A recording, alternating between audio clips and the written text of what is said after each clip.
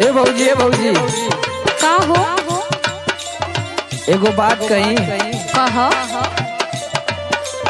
देख खाली तो ही से बतावत ही केहू जानत ना। ठीक है बतावा। हमरो बियाह करवा देती भौजी। अच्छा तो के बियाह कैसे से करे का मन करे लगल हो? देख गर्मी तो कट गल, बरसातों कट गल, अभी जाड़ा आवत है, कैसे बर्दाश्त हुई? अरे तो हमसे 1000 रुपया लेके रजाई खरीद ला।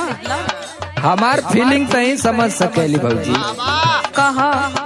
हम कुल अपन अंदर का बात तो ही के बताईला और केहू से आज तक बतैनी ना। अच्छा ठीक है तो बतावा कैसन मेहरारू चाहिए? मेहरिया चुना मुनावा, मेहरिया चुना मुनावा, चाही घुना घुनावा।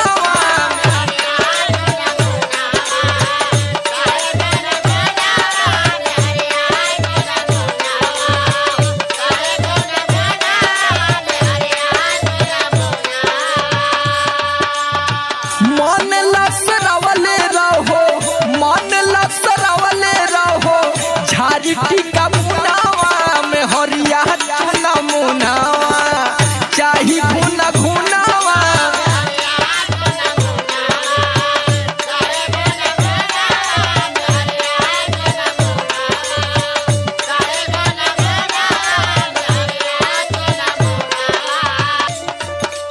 भोली से सूरत आंखों में मस्ती, दूर खड़ी शर्माए हाय।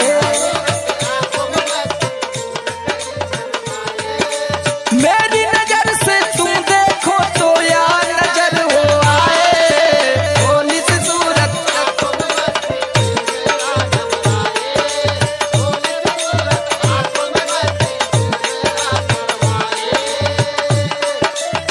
जिया जिया बारे लोग भैया मनोज भैया।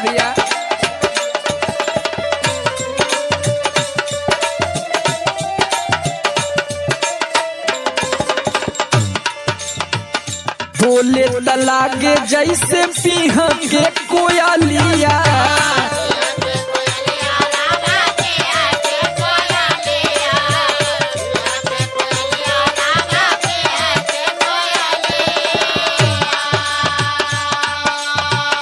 भोरवे जगावे छमकाई के पयलिया।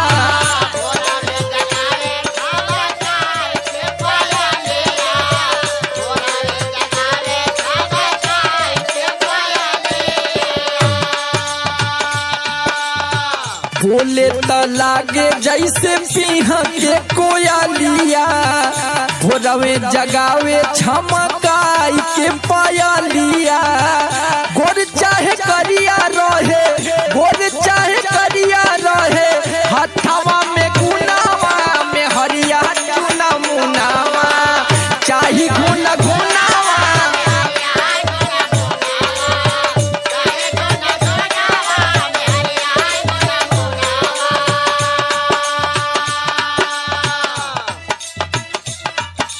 उस पे रेल चला दूंगी कोठे ऊपर पर।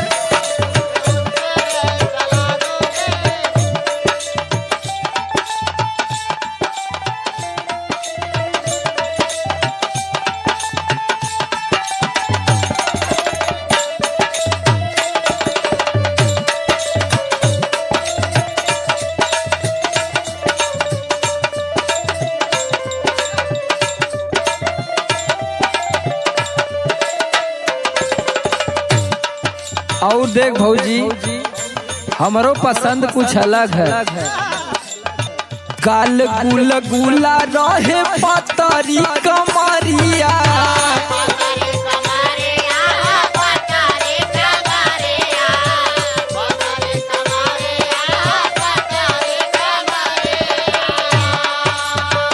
सेज पे बोलावे, सेज पे बोलावे मारी तीरा छिना जरिया।